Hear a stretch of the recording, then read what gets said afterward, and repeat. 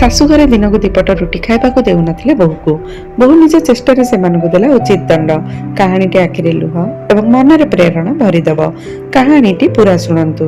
ମୋର ଜନ୍ମ ଅତି ସାଧାରଣ ମଧ୍ୟବିତ୍ତ ପରିବାରରେ ହେଇଥିଲା। ତଥାପି ବାପା ମୋତେ କଷ୍ଟମଷ୍ଟେ ପାଠ ପଢ଼ାଉଥିଲେ ସରକାରୀ ସ୍କୁଲରେ। ମୁଁ ଯୋଉଦିନ ଦଶମ ପାସ୍ କଲି ସେଦିନ ତ ଆମ ଗାଁରେ ଚହଳ ପଡ଼ିଗଲା। ସବୁଠି ମୋର ପ୍ରଶଂସା, କାରଣ ମୋ ପୂର୍ବରୁ ଆମ ଗାଁରେ କେହି ଦଶମ ପାସ୍ କରିନଥିଲେ। ମୁଁ +2ରେ ବାୟୋଲୋଜି ନେଲି। ମୋର ସ୍ୱପ୍ନ ଥିଲା ଡାକ୍ତର ହେବି, କିନ୍ତୁ ସବୁ ସ୍ୱପ୍ନ ସତ ହୋଇନଥାଏ।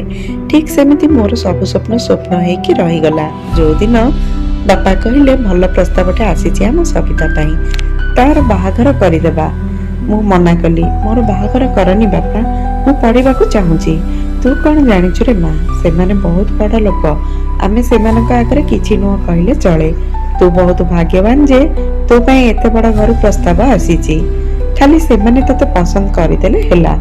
2 ଦିନ ପରେ ସେମାନେ ମୋତେ ଦେଖିବାକୁ ଆସିଲେ। ସେମାନେ ସମସ୍ତେ ଉଚ୍ଚ ପଦବୀରେ ଚାକିରି କରୁଥିଲେ। ନଣନ୍ଦ MBBS କରୁଥିଲେ, ପୁଅଟି ମଧ୍ୟ ଚାକିରି କରୁଥିଲା।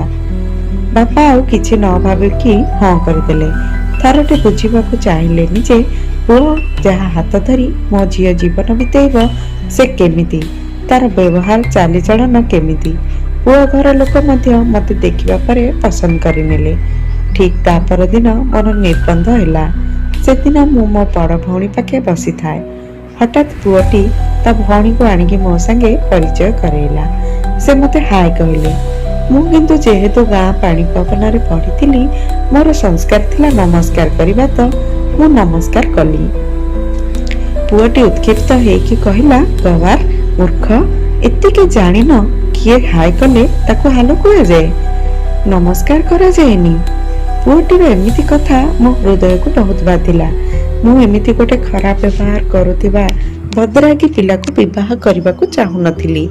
ବାପାଙ୍କୁ ଅନୁରୋଧ କଲି, ରୋକଠୋକ ଶୁଣେଇଦେଲି ମୁଁ ସେଠି ବାହା ହେବିନି। କିନ୍ତୁ ଆମ ଘର ଲୋକ ଆଉ ସେ ପୁଅ ଘର ଲୋକ ମୋତେ ବୁଝେଇଲେ ଯେ ସେ ଏମିତି କ'ଣ ଟିକେ କହିଦେଲା ଯେ ତୁ ରାଗି ଯାଇଛୁ। ଛାଡ଼ ସେ କଥା, ସେମିତି ଆଗକୁ ଆଉ ହେବନି। ବଡ଼ମାନଙ୍କ ଆଗରେ ମୁଁ ବେଶୀ ଯୁକ୍ତି କରିପାରିଲିନି। ଏହାର ଠିକ୍ ମାସକ ପରେ ମୋର ବାହାଘର ହେଇଗଲା। 3-4 ଦିନ ପର୍ଯ୍ୟନ୍ତ ସବୁ ଠିକ୍ ଥିଲା। ଯେହେତୁ ବଡ଼ ଘର ଲୋକ ଧୁମଧାମରେ ରିସେପସନ୍ କଲେ, ତାପରେ ବନ୍ଧୁବାନ୍ଧବ ସବୁ ଫେରିଗଲେ। ବାସର ରାତିରେ ମୁଁ ଚୁପଚାପ ଖଟ ଉପରେ ବସିଥାଏ। ମୁଁ ତ ବାହାଘରର ପ୍ରକୃତ ଅର୍ଥ କ'ଣ ଠିକ୍ ସେ ବୁଝି ନଥାଏ। ମାତ୍ର 16 ବର୍ଷରେ ଘର ସଂସାରର ବୁଦ୍ଧି ମୋ ମୁଣ୍ଡରେ ପଶୁନଥାଏ। ହଠାତ୍ ସ୍ୱାମୀ ରାଜେଶ ରୁମ୍ ଭିତରକୁ ପଶି ଆସିଲେ। ତାଙ୍କ ଆଖି ଲାଲ ଦେଖାଯାଉଥିଲା। ମୁଁ କିଛି କହିବା ପୂର୍ବରୁ ସେ ମୋ ଗାଲରେ କଷିକି ଗୋଟେ ଜାବଡ଼ା ଲଗେଇଲେ।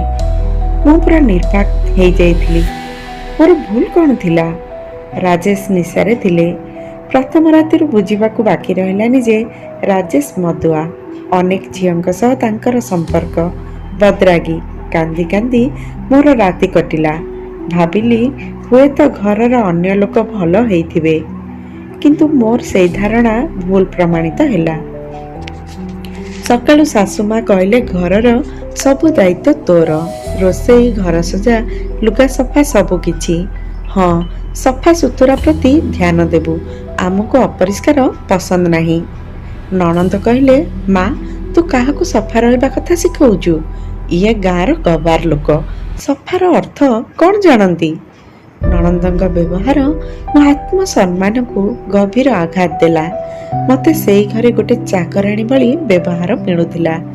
ଦିନଯାକ କାମ କର, ପୁଣି ଖାଇବାକୁ ମିଳେ ସମସ୍ତେ ଖାଇସାରିବା ପରେ। ଦିନେ ଦିନେ ତ ଖାଇବା ସରିଯାଏ, ଖାଇବାକୁ ମୋ ପାଇଁ କିଛି ବଞ୍ଚେନି।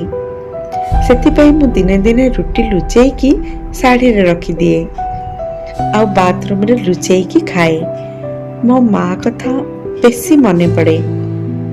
ପଖାଳ ଶାଗ ହେଉ ପଛେ ନ ଖାଇଥିଲେ ଆଦର କରିକି ଖୁଆଇ ଦିଏ। ଏଠି ତ ଭୋକରେ ଛଟପଟ ହେଲେ ମଧ୍ୟ କାହାର କିଛି ଯାଏ ଆସେ ନାହିଁ। ହସ ଲାଗେ। ବାପା ମୋତେ ବଡ଼ ଘର ଦେଖିକି ବାହା କରେଇଥିଲେ। ଝିଅ ମୋର ରାଜ କରିବ ଭାବିକି। ଏବେ ସିଏ କ'ଣ ବୁଝିବେ? ଝିଅ ତାଙ୍କର ବଡ଼ ଘର ବୋହୂ ହେଇକି ଗୋଟେ ଚାକରାଣୀଠୁ ମଧ୍ୟ ହୀନ ଜୀବନ ବିତଉଛି। ଦିନ ଯାକ ଖଟ, ପୁଣି ରାତି ହେଲେ ନିଶାସକ୍ତ ସ୍ୱାମୀର ନିର୍ଯାତନା, କଥା କଥାକେ ମାଡ଼। ମୁଁ ତ ବୁଝିପାରେନି ବିନା କାରଣରେ କ'ଣ ପାଇଁ ମୋତେ ରାଜେଶ ବାଡ଼ାନ୍ତି। ମୁଁ ତ ଡରିକି ତାଙ୍କୁ କଥାପଦ୍ୟ ମଧ୍ୟ କହେନି। ସେ ମୋତେ ଏତେ ବାଡ଼େଇବା ପରେ ମଧ୍ୟ ମୁଁ ଗୋଟେ ନିର୍ଜୀବ ବସ୍ତୁ ପରି ସେଠି ପଡ଼ି ରହେ। ଆଖିରୁ ମୋର ଝରିଯାଏ ଅନବରତ ଲୁହ। ଦିନେ ବାପା ମୋତେ ଦେଖା କରିବାକୁ ଆସିଥିଲେ। ସେଦିନ ରାଜେଶ ମୋତେ ବହୁତ ମାରିଥିଲେ। ମୁଁ ବାପାଙ୍କୁ କାନ୍ଦି କାନ୍ଦି କହିଲି, ବାପା ମୋତେ ଏଠି ଜମା ଭଲ ଲାଗୁନି, ପ୍ଲିଜ୍ ବାପା ମୋତେ ଏଠୁ ନେଇଯାଅ। ହଉ, ମୋର ଟିକେ କାମ ଅଛି, ସାରିକି ସଞ୍ଜ ସୁଦ୍ଧା ଆସିକି ତତେ ସଞ୍ଜରେ ନେଇଯିବି। ମୁଁ ବାପାଙ୍କର କଥା ଶୁଣିକି ବହୁତ ଖୁସି ଥାଏ। ଆଜି ଘରକୁ ଯିବି, ଆଉ ମୋତେ ମାଡ଼ ଖାଇବାକୁ ପଡ଼ିବନି। ସବୁ ଯନ୍ତ୍ରଣା ମୁଁ କିଛି ସମୟ ପାଇଁ ଭୁଲିଗଲି। କିନ୍ତୁ ଏ କ'ଣ, ସଞ୍ଜ 6ଟା ଯାଇ 7ଟା ବାଜିଲା, ହେଲେ ବାପାଙ୍କର ଦେଖା ନାହିଁ। ମୁଁ ସେଦିନ ବହୁତ କାନ୍ଦିଲି। ବୁଝିଗଲି ମୋର କେହି ନାହିଁ। ନିଜ ଲୁହକୁ ଓଠରେ ପିଇକି ଏକା ଏଇ ନିଷ୍ଠୁର ଲୋକମାନଙ୍କ ଗହଣରେ ମୋତେ ବଞ୍ଚିବାକୁ ପଡ଼ିବ। ରାଜେଶଙ୍କର ତାଙ୍କ କଲିଙ୍କ ସହ ଆଫେୟାର ଥିଲା। ସେଥିପାଇଁ ସେ କେବେ ଘରକୁ ଆସନ୍ତି ତ କେବେ ଆସନ୍ତିନି। ଆଉ ଘରକୁ ଯେବେ ଆସନ୍ତି ତ କେବଳ ମୋତେ ବାଡ଼େଇବା ପାଇଁ। ମୁଁ କେବେ ବୁଝିପାରେନି ସେ ମୋତେ ବିନା କାରଣରେ କ'ଣ ପାଇଁ ବାଡ଼ଉଛନ୍ତି। ମୋର ଦେହ ବହୁତ ଦୁର୍ବଳ ହେଇଯାଇଥିଲା। ଦେହ ସବୁବେଳେ ଖରାପ ରହିଲା। କାଶ, ଜ୍ୱର, ଝାଡ଼ା ଏମିତି ମୋତେ କିଛି ବି ଛାଡ଼ିଲାନି। ମୁଁ ଦିନେ ମୋ ନଣନ୍ଦ ଯିଏ MBBS କରୁଥିଲେ ତାଙ୍କୁ ମୋ ପାଇଁ କିଛି ଔଷଧ ଆଣିଦେବା ପାଇଁ କହିଲି। ସେ ମୋତେ ଗୋଟେ ଔଷଧ ଦେଇକି କହିଲେ ଖାଇବାକୁ। ମୁଁ ତାଙ୍କ ଉପରେ ବିଶ୍ୱାସ କରିକି ବିଶ୍ୱାସରେ ଖାଇଦେଲି। କିନ୍ତୁ ତା ପରଦିନ ନିଜକୁ ହସ୍ପିଟାଲ ବେଡ୍ରେ ପାଇଲି। ପୁରା ଶରୀର ଅପଙ୍ଗ, ଦେହରେ ପରିସ୍ରା ନଳୀ ଲାଗିଥିଲା, ସାଲାଇନ୍ ଚାଲିଥିଲା। ଡାକ୍ତର କହିଲେ ମେଡିସିନ ରିଆକ୍ସନ ହେଇଯାଇଛି। ଘର ଲୋକ କେହି ମୋ ପାଖରେ ନଥିଲେ। ମୁଁ ଘରକୁ ଚିଠି ଲେଖିଲି। ସେତେବେଳେ ଫୋନ କି ନେଟ୍ ନଥିଲା। ସବୁ କଥା ଜଣେଇଲି ଚିଠିରେ। ଚିଠି ତ ପହଞ୍ଚିବାକୁ ଡେରି ଲାଗିବ। ଏମିତିରେ ଚିଠି ପହଞ୍ଚିବାକୁ 5ରୁ 6 ଦିନ ଲାଗିଯାଇଥିଲା। ସେଦିନ ହସ୍ପିଟାଲରେ ମୁଁ ଜାଣିବାକୁ ପାଇଲି ଯେ ମୁଁ ପ୍ରେଗନେଣ୍ଟ ଅଛି, ବାହା ହେବାକୁ ଯାଉଛି। ହସ୍ପିଟାଲରୁ ଡିସଚାର୍ଜ ହେବା ପରେ ଶାଶୁଘର ଲୋକ ମୋତେ ବାପ ଘରେ ଛାଡ଼ିଦେଲେ। ମୁଁ ସେଠି ପହଞ୍ଚିବା ପରେ ବହୁତ କାନ୍ଦିଲି। ବାପାଙ୍କୁ ମୁଁ ଅନୁରୋଧ କରି କହିଲି ଆଉ ସେଇ ଘରକୁ ଯିବିନି। କିନ୍ତୁ ବାପା କହିଲେ, ଦେଖ, ନଦୀର ବିପରୀତ ଦିଗରେ ଚାଲିଲେ ତୁ ଆଗକୁ ବଢ଼ିପାରିବୁନି। ତୋ ଶାଶୁଘର ଯେମିତି ହେଉନା କାହିଁକି ତତେ ସେଠି ରହିବାକୁ ପଡ଼ିବ। ବାପାଙ୍କର ଏଇ ଗୋଟେ ପଦ କଥା ମୋ ମନରୁ ନିଜ ଲୋକଙ୍କ ପ୍ରତି ବିଶ୍ୱାସ ତୁଟେଇଦେଲା। ମୋ ହୃଦୟରେ ଗଭୀର ଆଘାତ ଲାଗିଲା। ମା ଆଉ କ'ଣ କରିପାରିବ? ବୁଝେଇଲା, ଛୁଆ ହେଲା ପରେ ସବୁ ଠିକ୍ ହେଇଯିବ। ଦିନ ବିତିଲା। ତାପରେ ମୋର ପୁଅଟେ ହେଲା। ଆଉ ପ୍ରଥମ ପୁଅ ହେବାର 2 ବର୍ଷ ପରେ ସାନ ପୁଅ ଜନ୍ମ ହେଲା। କିନ୍ତୁ ମୋ ଜୀବନରେ କିଛି ଠିକ୍ ହେଇନଥିଲା। ଶାଶୁଙ୍କ ନିର୍ଯାତନା ଅଧିକ ବଢ଼ିଲା।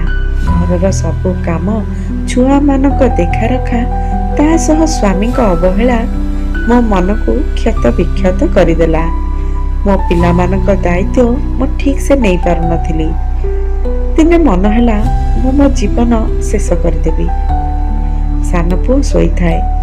ବଡ଼ ପୁଅକୁ ଖୁଆଇକି ଶୁଆଇଦେଲି। ତାପରେ ରସିରେ ନିଜକୁ ଝୁଲେଇ ଦେବାକୁ ମୁଁ ପ୍ରସ୍ତୁତ ହେଇଗଲି। କିନ୍ତୁ ଦୁର୍ଭାଗ୍ୟ କହିବି କି ସୌଭାଗ୍ୟ, ମୁଁ ଝରକା ଦେବାକୁ ଭୁଲି ଯାଇଥିଲି। ଠିକ୍ ସେତିକି ବେଳେ ମୋ ଶାଶୁ ସେ ବାଟ ଦେଇ ଯାଉଥିଲେ। ତାଙ୍କ ନଜର ହଠାତ୍ ରୁମ୍ ଆଡ଼େ ପଡ଼ିଲା। ସେ ଝରକା ଦେଇ ନଜର ମୋ ଉପରେ ପଡ଼ିଗଲା, ଆଉ ମୋ ନଜର ମଧ୍ୟ ତାଙ୍କ ଉପରେ। କିନ୍ତୁ ଆଶ୍ଚର୍ଯ୍ୟ, ମୋ ଶାଶୁ କିଛି କହିଲେନି। ସେଠୁ ଏମିତି ପଳେଇଲେ ଯେମିତି ମୁଁ ମରିଗଲେ ହିଁ ସେ ଖୁସି ହେବେ। ମୁଁ ରସି ଖୋଲିକି ଖଟରୁ ତଳକୁ ଫେରି ଆସିଲି। ଆଉ ମନକୁ ମୋର ଦୃଢ଼ କଲି। ଆଉ ମନରେ ଦୃଢ଼ ନିର୍ଣ୍ଣୟ ନେଲି, ମୁଁ ଏମିତି ମଣିଷମାନଙ୍କ ପାଇଁ ଜୀବନ ଦେବିନି। ମୁଁ ବଞ୍ଚିବି ମୋ ନିରୀହ ପିଲାମାନଙ୍କ ପାଇଁ। ମୁଁ କାହା ଘରେ ଝାଡ଼ୁ ପୋଛା କରିକି ବଞ୍ଚିଯିବି କିମ୍ବା ରେଳ ଷ୍ଟେସନରେ ଶୋଇଯିବି, ନଚେତ୍ ବେଶ୍ୟା ପଛେ ହେଇକି ବଞ୍ଚିବି, କିନ୍ତୁ ଏମାନଙ୍କ ପାଇଁ ଜୀବନ ଦେବିନି। ପରେ ମୁଁ ମୋର 2 ଛୁଆଙ୍କୁ ନେଇକି ଘରୁ ବାହାରିଗଲି। ମୋର ମାଉସୀ ଝିଅ ଭଉଣୀ ଯିଏ ବାହାରେ ରହିକି ପଢ଼ୁଥିଲା, ତା ସହ ତା ଭାଇ ବି ପଢ଼ୁଥିଲା, ତା ପାଖକୁ ମୁଁ ପଳେଇ ଆସିଲି। ସେମାନେ ମୋତେ ପାଖରେ ରଖିଲେ। ଗୁଜୁରାଣ ମେଣ୍ଟେଇବା ପାଇଁ ମୁଁ ବିୟୁଟି ପାର୍ଲରରେ କାମ କଲି, ଆଉ ତା ସହିତ ଟ୍ୟୁସନ୍ କଲି। ନିଜେ ମଧ୍ୟ ପାଠ ପଢ଼ିଲି। ପରିଶ୍ରମ ଅଧିକ ପଡ଼ୁଥିଲା, କିନ୍ତୁ ମୁଁ ମୋ ଚେଷ୍ଟା ଜାରି ରଖିଥିଲି। ଏମିତିରେ ମଧ୍ୟ ମୋ ସ୍ୱାମୀ ମୋ ପିଛା ଛାଡ଼ିଲାନି। ମଝିରେ ମଝିରେ ଆସିକି ମୋତେ ହଇରାଣ କରେ, ମାଡ଼ ମାରେ। ତଥାପି ସବୁଦିନ ତା ମୁହଁ ଦେଖିବାକୁ ପଡ଼ୁନି ଭାବିକି ମୁଁ ଶାନ୍ତି ପାଏ। ଏଇ ଭିତରେ ମୁଁ ପାଠ ପଢ଼ାପଢ଼ି କରି ମୋ ଗ୍ରାଜୁଏସନ୍ କମ୍ପ୍ଲିଟ୍ କଲି, ତାପରେ MA। ସେତେବେଳେ ଆଡ଼ମିସନ୍ କରିବା ପାଇଁ ମୋ ପାଖରେ ଟଙ୍କା ନଥାଏ, କିନ୍ତୁ ମୋ ସ୍ୱାମୀଙ୍କର କିଛି ଜଣ ରିଲେଟିଭ୍ ବହୁତ ଭଲ ଥିଲେ। ସ୍ୱାମୀଙ୍କ କଜିନ୍ ସିଷ୍ଟର ମୋର ଆଡ଼ମିସନ୍ କରେଇଲେ। ଆଗକୁ ବଢ଼ିବା ପାଇଁ ମୋ ମନରେ ସାହସ ଦେଲେ। ତାଙ୍କୁ ଦେଖିକି ଲାଗିଲା ସତରେ ଆଜି ବି ଏହି ଦୁନିଆରେ ଭଲ ମଣିଷ ଅଛନ୍ତି। MA ପରୀକ୍ଷା ଦେଲି। ପରୀକ୍ଷା ରେଜଲ୍ଟ ଆସିବା ଦିନ ମୋ ଆଖିରୁ ଧାର ଧାର ଲୁହ ବୋହିଗଲା, କାରଣ ମୁଁ ପୁରା କଲେଜରେ ଟପ୍ କରିଥିଲି। ସେହି ସମୟରେ ମୁଁ ରୋଜଗାର ପେପର ଆଣିକି ପଢ଼େ, କାରଣ ପେପରରେ ସରକାରୀ ଚାକିରି ପାଇଁ ବାହାରୁଥିବା ନିଯୁକ୍ତି ସୂଚନା ଥାଏ। ପେପର ମଧ୍ୟ ମୁଁ ନୂଆ ଆଣୁନଥିଲି, ପେପର ଗୋଟେ ଦିନ ପୁରୁଣା କିଣେ, କାରଣ ପେପର ଯଦି ଗୋଟେ ଦିନ ପୁରୁଣା କିଣେ ନା, ତାହେଲେ ମୋତେ କମ୍ ପଇସାରେ ମିଳିଯାଏ। ଦିନେ ପେପରରେ ସିଭିଲ୍ ସର୍ଭିସ ପାଇଁ ପୋଷ୍ଟିଂ ଦେଖିଲି, ତ ଫର୍ମ ପକେଇଲି। ମୁଁ ବଡ଼ ପଦବୀ ମିଳିବ ଭାବିକି ଫର୍ମ ପକେଇ ନଥିଲି, କେବଳ ଏଥିପାଇଁ ପରୀକ୍ଷା ଦେବାକୁ ଚାହିଁଲି, କାରଣ ମୁଁ ଚାକିରି କଲେ ମୋ ପିଲାମାନଙ୍କୁ ଦିଓଳା ଭଲ ଖାଇବାକୁ ଦେଇପାରିବି, ଭଲ ଜୀବନ ବଞ୍ଚିବାକୁ ଦେଇପାରିବି। ଶେଷରେ ମୁଁ ପରୀକ୍ଷା ମଧ୍ୟ ଦେଲି, ଆଉ ଶେଷରେ ମୁଁ ପ୍ରଥମ ଚେଷ୍ଟାରେ ପ୍ରିଲିମ୍ ପାଇଗଲି। ସେତେବେଳକୁ ପିଲାଙ୍କୁ ସମ୍ଭାଳିବା ପାଇଁ ମୋ ମା ଆସିକି ମୋ ପାଖରେ ରହୁଥିଲା। ମା ଏଣିକି ଆଉ ବାପାଙ୍କ କଥା ଶୁଣିଲାନି, କିନ୍ତୁ ମୋ ମା ଟିକେ ପୁରୁଣା କାଳିଆ ଲୋକ। ସେ ଜ୍ୟୋତିଷ ଶାସ୍ତ୍ର ଆଉ ହାତ ଦେଖାରେ ବିଶ୍ୱାସ କରୁଥିଲା। ମୁଁ ଯେତେ ମନା କଲେ ବି ସେ ଶୁଣେନି। ଥରେ ଜଣେ ଜ୍ୟୋତିଷ କହିଲେ, ଏଇ ଝିଅ ଚାକିରି କରିବନି, ୟା ହାତରେ ଚାକିରି ଲେଖା ନାହିଁ। ମୁଁ କହିଲି, ମୁଁ ନିଜେ ଏତେ ପରିଶ୍ରମ କରିବି ଯେ ଭଗବାନ ନିଜେ ମୋ ହାତରେ ରେଖା ବନେଇଦେବେ। ତାପରେ ମୁଁ ମେନ୍ କ୍ଲିୟର କରି ଇଣ୍ଟରଭ୍ୟୁରେ ବସିଲି ଏବଂ କୃତକାର୍ଯ୍ୟ ହୋଇ ଚିଫ୍ ମ୍ୟୁନିସିପାଲ ଅଫିସର ଭାବେ ନିଯୁକ୍ତି ପାଇଲି। ଭାବିଥିଲି ଏଥର ମୋ ପିଲାଙ୍କୁ ମୁଁ ଟିକେ ଶାନ୍ତିରେ ବଞ୍ଚିବାକୁ ଦେଇପାରିବି, ଇଜ୍ଜତର ସହ ସେମାନେ ବଞ୍ଚିପାରିବେ, କିନ୍ତୁ ତାହା ମଧ୍ୟ ସମ୍ଭବ ହେଲାନି। ଏବେ ଯାଏ ମୋ ସ୍ୱାମୀର ଦେଖା ନଥିଲା, କିନ୍ତୁ ଚାକିରି ପାଇବା ପରେ ସେ ମୋ ପାଖକୁ ଆସିକି କହିଲା, ମୋତେ ଗାଡ଼ି କିଣିବାର ଅଛି, ପଇସା ଦେ।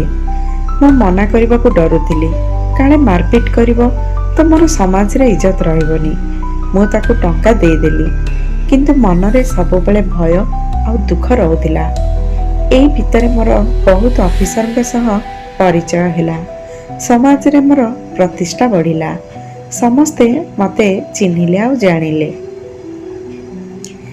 କିନ୍ତୁ ରାଜେଶ ବାରମ୍ବାର ଆସିକି ମୋତେ ଧମକଉଥିଲା, ସବୁବେଳେ ପଇସା ଲୁଟୁଥିଲା। ଏସବୁ ଅନ୍ୟାୟ ସହିକି ମୁଁ ନିଜକୁ ହିଁ ଦୋଷୀ ଭାବୁଥିଲି। ମୁଁ ଏତେ ବଡ଼ ପଦବୀରେ ଥାଇ ମଧ୍ୟ ତାକୁ ତାର କୁକର୍ମ ପାଇଁ ଦଣ୍ଡ ଦେବାର ଚେଷ୍ଟା କରୁନଥିଲି। ମୋ ଭିତରେ ସେ ଆତ୍ମବିଶ୍ୱାସ ନଥିଲା, କିନ୍ତୁ ଭାଗ୍ୟକୁ ମାତ୍ର 8 ମାସରେ ମୋର ପ୍ରମୋସନ୍ ହେଇକି ଟ୍ରାନ୍ସଫର ହେଇଗଲା। କିନ୍ତୁ ମନରେ ମୋ ସ୍ୱାମୀର ବ୍ୟବହାରକୁ ନେଇ ମୁଁ ବହୁତ ଦୁଃଖୀ ରହୁଥିଲି। ମୋ ପିଲାଙ୍କ ଉପରେ ରାଜେଶର ଖରାପ ପ୍ରଭାବ ପଡ଼ୁଥିଲା। ମୋ ପିଲାମାନେ ତାକୁ ଦେଖି ଡରୁଥିଲେ। ମୁଁ ତାଠୁ ମୁକ୍ତି ଚାହୁଁଥିଲି। ସେତେବେଳେ ସେଠାରେ ଏସ୍ପିଙ୍କ ସହ ମୋର ଭଲ ପରିଚୟ ହେଇଯାଇଥିଲା। ସେ ମୋତେ ଥରେ ପଚାରିଲେ, ମ୍ୟାଡ଼ାମ୍, ତମର କ'ଣ ହେଇଛି, ଏମିତି ସବୁବେଳେ ଉଦାସ ରହୁଛ? ମୁଁ ତାଙ୍କ ଆଗରେ ମୋ ସବୁ କଥା କହିଲି। ସେ ବହୁତ ଆଶ୍ଚର୍ଯ୍ୟ ହେଲେ, ତମେ ଏତେ ନିର୍ଯାତନା କେମିତି ସହୁଛ? ଆଉ କିଛି ଆକ୍ସନ୍ କ'ଣ ପାଇଁ ନେଉନ? ସାର୍, ମୋତେ ଡର ଲାଗୁଛି। ଆକ୍ସନ୍ ନେଲେ ପେପରରେ ବାହାରିବ ମ୍ୟାଡ଼ାମଙ୍କ ସ୍ୱାମୀ ମାରାମାରି କରୁଛନ୍ତି। ସମାଜରେ ମୋତେ ନେଇ କେତେ କଥା କହିବେ। ମୋର ସମ୍ମାନ ରହିବନି। କ'ଣ କହିଲେ ମ୍ୟାଡ଼ାମ? ସମାଜ? କେଉଁ ସମାଜ? ତମେ ସମାଜର ଇଜ୍ଜତ କଥା ଭାବୁଛ? ଆଉ ଆତ୍ମସମ୍ମାନର କ'ଣ କିଛି ମୂଲ୍ୟ ନାହିଁ ତମ ନଜରରେ? ନେକ୍ସଟ ଥର ଯଦି ଏମିତି ହୁଏ ତାହେଲେ ମୋତେ ଖାଲି ଗୋଟେ ମିସ୍ କଲ୍ କରିଦେବେ। କିଛି ଦିନ ପରେ ରାଜେଶ ମୋ ସରକାରୀ କ୍ୱାର୍ଟରକୁ ଆସିଲା। ମୁଁ ଏଥର କିନ୍ତୁ ପୁରା ପ୍ରସ୍ତୁତ ଥିଲି ମୋ ମନ ଭିତରୁ। କାରଣ ସାର୍ ମୋତେ ଇଜ୍ଜତର ପ୍ରକୃତ ଅର୍ଥ ଶିଖେଇଥିଲେ ଯେ ସମାଜ ତମକୁ କ'ଣ କହୁଛି ତାହା ତମ ଇଜ୍ଜତର ପରିଭାଷା ନୁହଁ। ତମ ଆତ୍ମସମ୍ମାନ ହେଉଛି ତମର ପ୍ରକୃତ ଇଜ୍ଜତ। ରାଜେଶ ଏଥର ଅଧିକ ପଇସା ଡିମାଣ୍ଡ କଲା। ମୁଁ ସିଧା ମନା କଲି। ମୋ ମନା କରିବାଟା ତାକୁ ଅସହ୍ୟ ହେଲା। ସେ ମୋ ଚୁଟିକି ଧରିକି କବାଟରେ ପିଟିଦେଲା। ମୁଁ ସାଙ୍ଗେ ସାଙ୍ଗେ ଏସ୍ପି ସାର୍ଙ୍କୁ ଫୋନ୍ ରିଂ କଲି। ସେତେବେଳେ ତ ଡାଏଲ୍ ଫୋନ୍ ଆସିସାରିଥିଲା। ରାଜେଶ ଦେଖିଦେଲା। ଫୋନ୍ରେ ଏସ୍ପି ସାର୍ଙ୍କୁ ମୁଁ ଫୋନ୍ କଲାବେଳେ ମୋଠୁ ଫୋନ୍ ଛଡ଼େଇ ନେଲା। କ'ଣ? ତୁ ପୋଲିସକୁ ଫୋନ୍ କରୁଛୁ? ଠିକ୍ ଅଛି, ମୁଁ ତୋତେ ସେତେବେଳେ ଯାଏଁ ପିଟିକି ଲହୁଲୁହାଣ କରିବି ଯେତେବେଳେ ଯାଏଁ ପୋଲିସ ନ ଆସିଛି। ମୋତେ ସେ ମାରି ଚାଲିଥିଲା। ମୋ ମୁଣ୍ଡ ଫାଟିକି ରକ୍ତ ବାହାରୁଥିଲା, ନାକରୁ ରକ୍ତ ବାହାରୁଥିଲା। ମୋ ପିଲାମାନେ ବିକଳ ହେଇକି କାନ୍ଦୁଥିଲେ। ଭାଗ୍ୟକୁ ଠିକ୍ ଟାଇମ୍ରେ ଏସ୍ପି ସାର୍ ଆସିକି ପହଞ୍ଚିଲେ। ଆଉ ମୋ ଅବସ୍ଥା ଦେଖିବା ପରେ ସେ ମୋତେ ଯେତିକି ପିଟିଥିଲା ତାଠୁ 100 ଗୁଣ ଅଧିକ ମାଡ଼ ତା ଉପରେ ଲଗେଇଲେ। ତାପରେ ମୁଁ ଲିଗାଲ କମ୍ପ୍ଲେନ୍ ତା ନାଁରେ ଦେଲି। ତାକୁ ଜେଲ୍ ହେଲା। ମୁଁ ଡିଭୋର୍ସ ପେପର ପଠାଇବା ପୂର୍ବରୁ ସେମାନେ ମୋ ପାଖକୁ ଡିଭୋର୍ସ ପେପର ପଠାଇଦେଲେ। ମୁଁ ମଧ୍ୟ ଚାହୁଁଥିଲି ତାଠୁ ଦୂରେଇ ଯିବାକୁ, ଶାନ୍ତିରେ ଟିକେ ବଞ୍ଚିବାକୁ। ଜଜ୍ ସାହେବଙ୍କ ସାମ୍ନାରେ ମୁଁ ବିନା ଓକିଲରେ ଗଲି। ରାଜେଶ ଓକିଲ ନେଇକି ଆସିଥିଲା। ସେ ନିଜେ ମଧ୍ୟ ଗୋଟେ ଓକିଲ ଥିଲା। ଜଜ୍ ମୋ ଉପରେ ବିଶ୍ୱାସ କଲେ। ମୋତେ ମୋ ଇଚ୍ଛା ପଚାରିଲେ। ମୁଁ ଅନୁରୋଧ କରି କହିଲି, ସାର୍, ମୋ 2 ପୁଅ ମୋ ପାଖରେ ରହିବେ, ଆଉ କିଛି ଦରକାର ନାହିଁ, ବାସ୍। ତାପରେ ମୋର ଡିଭୋର୍ସ ହେଇଗଲା। ତାର କିଛି ଦିନ ପରେ ଏଇ ସମାଜକୁ ଟକ୍କର ଦେଇ ମୁଁ ଦ୍ୱିତୀୟ ବିବାହ କଲି। ସେ ପୁଣି ପୁରା ସମ୍ମାନର ସହ, ସାମାଜିକ ରୀତିନୀତିରେ। ଦୁନିଆରେ ଏବେ ମଧ୍ୟ ଭଲ ଲୋକ ଅଛନ୍ତି। ମୋ ଶାଶୁଘର ଆଉ ସ୍ୱାମୀ ବହୁତ ଭଲ। ମୋ ଅତୀତକୁ ନୁହେଁ, ବରଂ ମୋ ବର୍ତ୍ତମାନକୁ ନେଇ ସେମାନେ ମୋତେ ସ୍ନେହ ଭଲ ପାଇବା ଦେଇଛନ୍ତି। ଆଉ ଯାହାଫଳରେ ମୁଁ ଆଜି ଗୋଟେ ସୁସ୍ଥ ଜୀବନ ବଞ୍ଚୁଛି। ମୋର ସବୁ ଝିଅମାନଙ୍କୁ ଅନୁରୋଧ, ଆତ୍ମସମ୍ମାନ ସହକାରେ ବଞ୍ଚିବା ଶିଖ।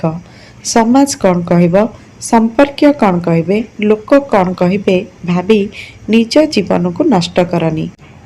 ଯେଉଁ ସମାଜ ତୁମକୁ ଆଙ୍ଗୁଳି ଉଠାଏ, ଥରେ ତୁମେ ସଫଳତା ପାଇବା ପରେ ତୁମେ ସେମାନଙ୍କ ନିଜର ବୋଲି ପରିଚୟ ଦେଇ ବୁଲିବେ। ଜୀବନରେ ସେଥିପାଇଁ କେବେ ହାରନି। ନିଜେ ରୋଜଗାରକ୍ଷମ ହୁଅ, ସମସ୍ତଙ୍କୁ ସମ୍ମାନ ଦିଅ, କିନ୍ତୁ ନିଜ ଆତ୍ମସମ୍ମାନକୁ ଭୁଲିକି ନୁହଁ। କାରଣ ଆତ୍ମସମ୍ମାନ ବିନା ମଣିଷ ଜୀବନ ଥାଇ ମଧ୍ୟ ନଥିବା ଭଳି ଲାଗେ। ମୋର ସବୁ ଭଉଣୀମାନେ ଭଲରେ ରୁହନ୍ତୁ। ମୋର ସମସ୍ତଙ୍କୁ ଅନୁରୋଧ, ଘରୋଇ ହିଂସାଠାରୁ ଦୂରେଇ ରୁହନ୍ତୁ। ଧନ୍ୟବାଦ।